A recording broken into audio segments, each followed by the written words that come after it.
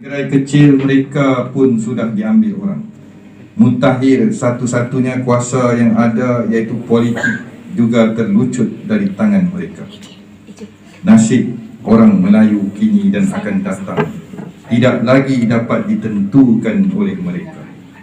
Puncanya kerana kecuaian pemimpin Melayu sendiri. Parti Melayu atas nama sahaja.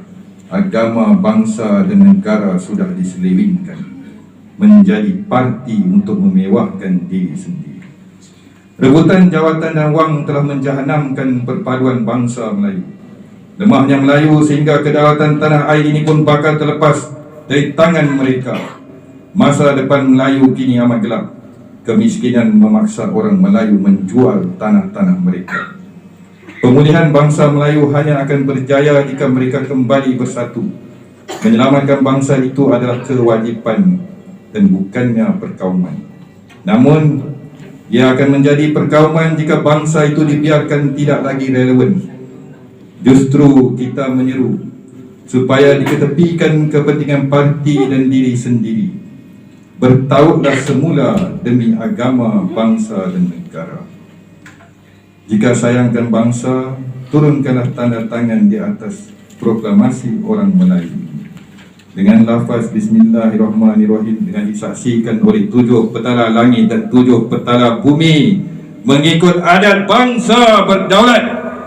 Hari ini saya selaku orang Melayu mewakili Pertubuhan Melayu bersama Majlis Bonda Warisan Pertiwi akan menandatangani proklamasi di hadapan Yang Amat Berbahagia Tun.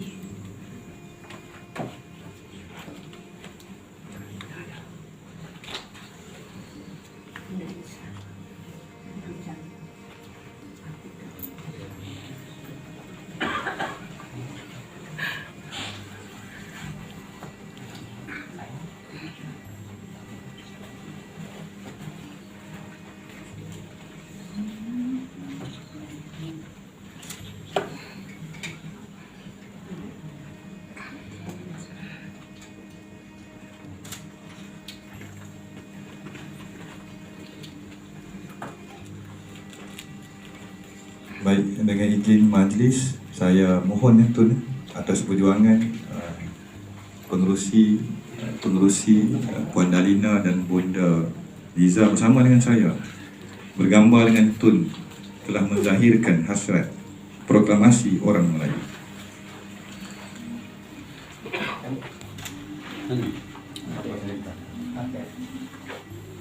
Saya betul namanya.